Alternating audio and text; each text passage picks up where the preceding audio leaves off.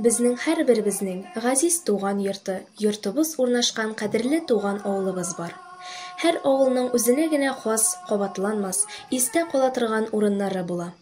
Туган ягыбызның һәр сукмагы, һәр агачы, аның кешеләре күңелгә ифрат та якын. Аның моңлы азан тавышларын яңгыраткан мәчете авылның бер нәрсә белән дә чагыштырып булмый торган иң изге, бөек урыны. Алардан иман, нур бөркелә. Азан кешеләрне, авыл халкын Аллаһы Тәгаләгә гыйбадәт кылырга, намазга чакыра. Азан тавышы кешедә матур тойгылар тәрбияли. Күңелендә иманы булган кеше бу тавышны якын итеп кабул итә, аңа кушыла, дугасын кылып намазга баса. Бүгенге әңгәмәбез чыгышы белән Олы-Мәтәскә авылыннан булган Фәйзуллин Илнур Габделбәр улы турында. Ул авыл халкының динен сакларга һәм аны үстерергә багышланган шәхес буларак авылыбызның иң мөхтәрәм кешесеннән санала.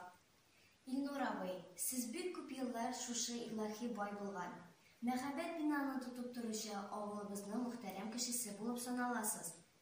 Сезгә авыл имамы булырга нәрсә этәрде? Үзегез турында сөйләп китсәгез иде.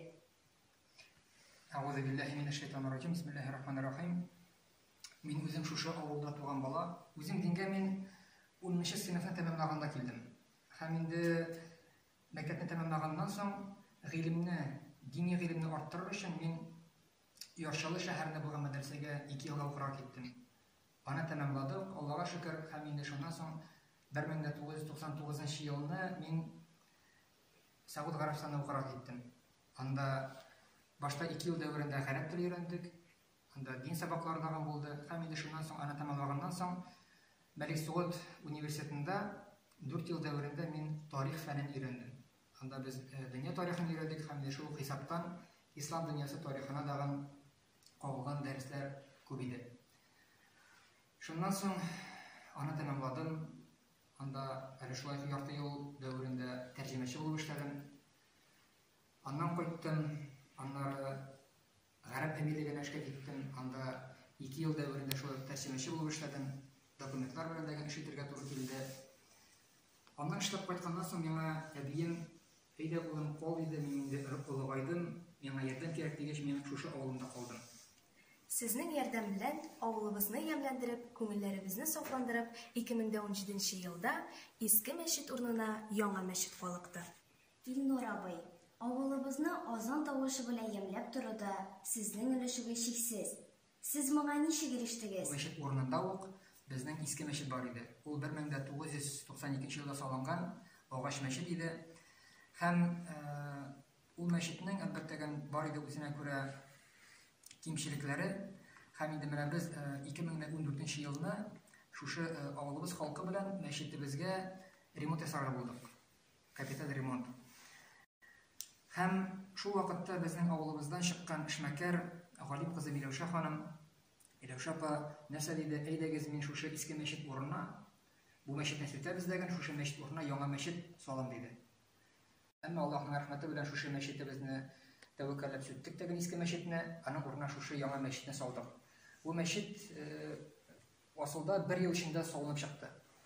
Һәм инде без тәүге намазыбызны, беренче намазыбызны монда 2015 елны укый башладык.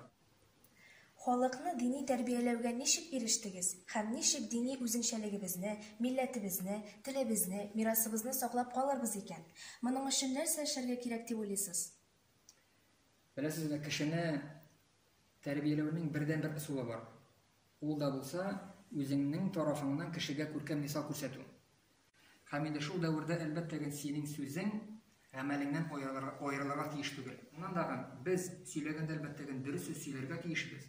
Үзебез яхшы күркәм мөгамәлә күрсәтеп, яхшы үрнәкле була белергә тиешбез балаларыбызга карата, туганнарыбызга карата, җәмгыятебезгә карата. Шул вакытта гына кешеләр, балалар әти-әниләренә иярә. Һәм инде шул вакытта гади халык тагын имамнарына ияреп дингә килә. Бүгенге сәхифәбез авылыбызның хөрмәткә лаеклы булган имамы Фәйзуллин Илнур Габделбәр улы турында иде. Илнур абый, безне җылы кабул итүегез, бай эчтәлектәге мәгълүматыгыз, изге теләкләрегез өчен зур рәхмәт. Алга таба да сезгә уңышлар телибез.